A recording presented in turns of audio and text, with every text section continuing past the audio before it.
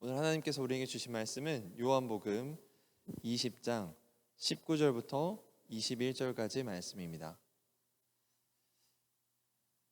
요한복음 20장 19절부터 21절까지의 말씀입니다. 우리 한 목소리로 같이 읽겠습니다. 이날 곧 안식 후 첫날 저녁 때에 제자들이 유대인들을 두려워하여 모인 곳에 문들을 닫았더니 예수께서 오사 가운데 서서 이르시되 너희에게 평강이 있을지어다. 이 말씀을 하시고 손과 옆구리를 보이시니 제자들이 주를 보고 기뻐하더라. 예수께서 또 이르시되 너희에게 평강이 있을지어다. 아버지께서 나를 보내신 것 같이 나도 너희를 보내노라. 아멘. 이 시간에 목사님께서 나오셔서 말씀 전하실 때 큰 은혜의 시간 되시기 바랍니다. 할렐루야. 하나님 앞에 영광 올려드리겠습니다. 영광 받으세요. 할렐루야. 앞뒤 좌우 축복하겠습니다. 축복합니다. 건강하세요. 사랑합니다. 할렐루야. 또 영상 예배하는 분들 격려해 주시겠습니다. 힘을 내세요. 오늘 성경에 보게 되면 부활하신 예수님은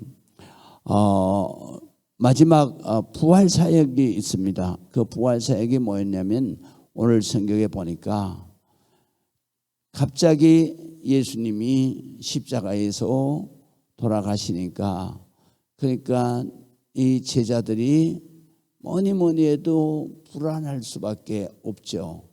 그래서 불안한 그 제자들의 마음을 진정을 시키는 거예요.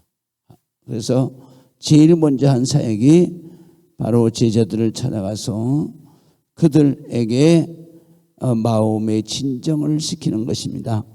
그래서 19절에 보게 되면 이날 안식 후 첫날 저녁 때에 제자들이 유대인들을 두려워해서 모인 곳에 문을 닫았더니, 그것은 그 마가의 다락방에 문을 다 닫았어요. 왜냐하면 이 유대인들이 자기들을 잡으러 올까 봐서. 그래서 두려움 속에서 거기에 있을 때 예수께서 오사 가운데 서서 이르시되 너희에게 평강이 있을지어다. 그래요.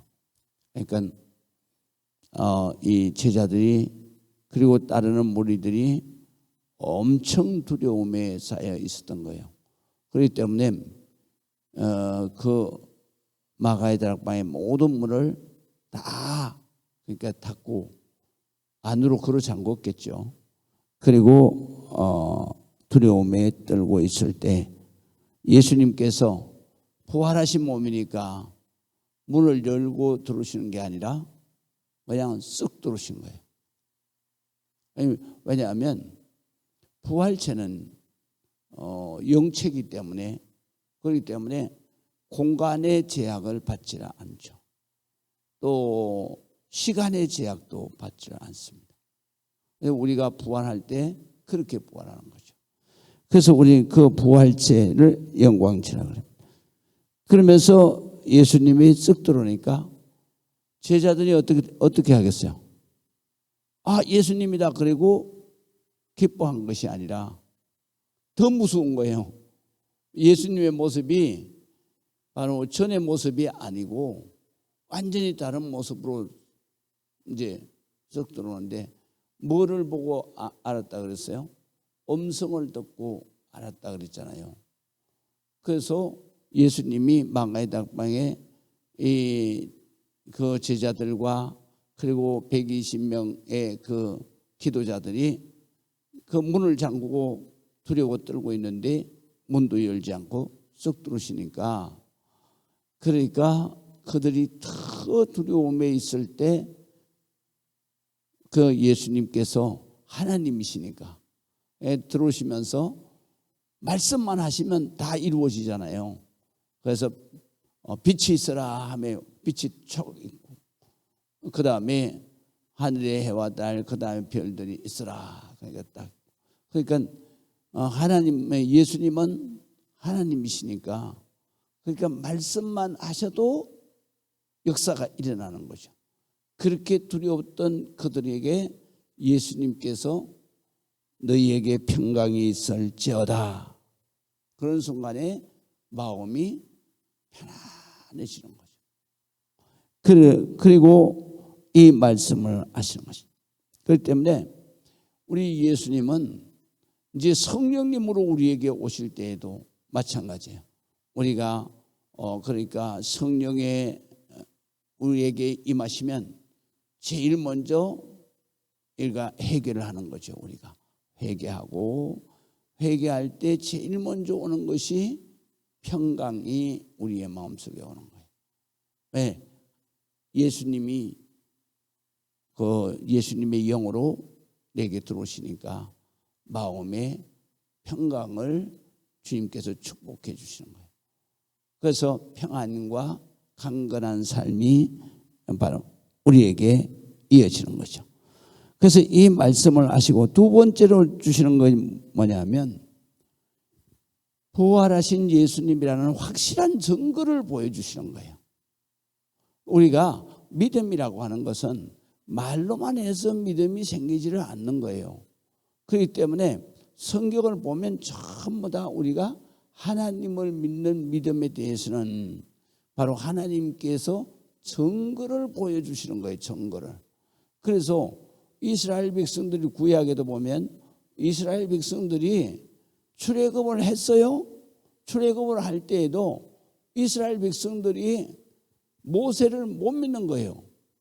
그러니까 하나님이 모세에게 권능을 주셔서 그래서 모세가 바로하고 직접 싸우는데 10가지 재앙을 쏟아붓잖아요. 그때 비로소 이스라엘 백성들이 하나님을 믿는 거예요.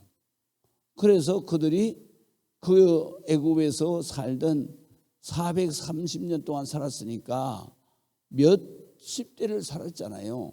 그러니까 몇백 대를 살았으니까 몇십 대를 살았구나. 몇십 대를 살았으니까 거기에서 이게 옮겨 나오기가 어려운 거예요.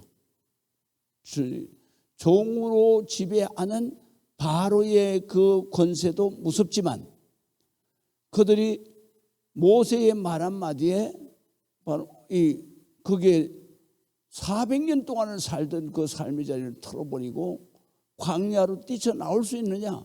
못 나오는 거죠.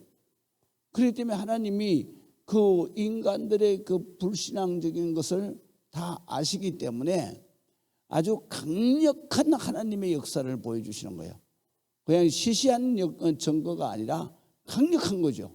왜냐하면 바로도 어쩔 수 없이 이스라엘 백성들을 놓아줄 수밖에 없는 상황으로 몰고 가는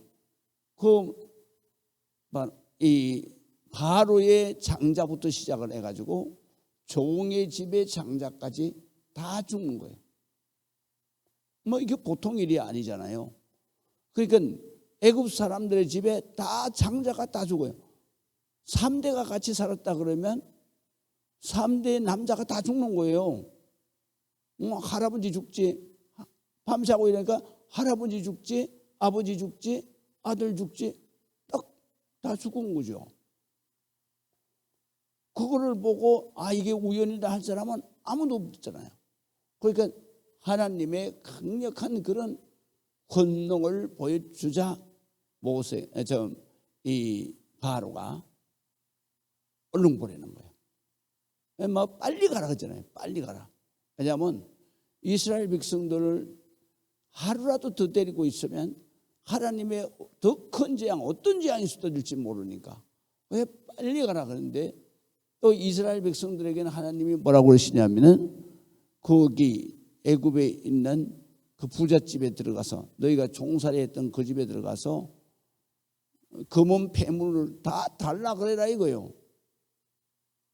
근데 그 사람들도 자기 집에 막 다 죽었는데 이스라엘 백성들이 오면 막 무섭잖아요. 그냥 막 그래가지고 금은 폐물 달라 그러면 다 주고 그다음에 또 이 이스라엘 백성들이 종살이하면서 그러면서 쳐주던 그 주인 집에 모든 양떼들 달라 다 주는 거예요.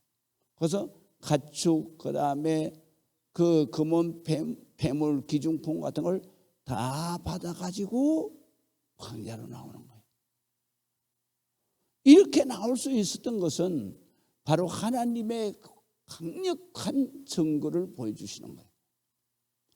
예수님께서도 오늘 성경에 보니까 부활하신 예수님이 제자들부터 해가지고 강력한 모습을 보여주시는 거예요.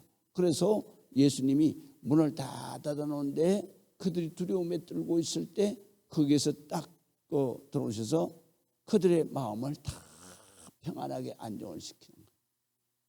예수님은 하나님이시니까 전능한 능력을 가지고 계시죠. 그래서 요한복음 1장에 보게 되면 예수님이 바로 말씀이 육신에 우리 가운데 거하심에 그의 영광을 보니 하나님의 은혜와 하나님의 그 평강, 하나님의 은혜와 하나님의 평강이 충만했단 말이죠. 그런데 이렇게 하나님께서, 예수님께서 하나님이시기 때문에 그들에게 평안을 주시고 그 다음에 예수님이 확실하게 부활하셨다는 증거를 옆구리를 딱 보여주시면서 찔린 자국을 보여주시는 거예요.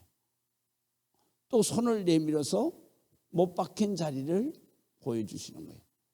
그러니까 제자들이 거기에서 증거를 보고 확신을 갖게 되는 거죠.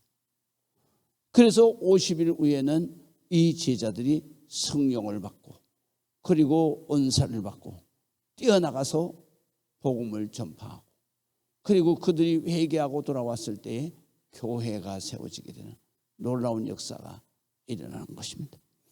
그 다음에 세 번째로는 바로 오늘 성경에 보니까 성령을 받으라 그렇게 말씀하십니다.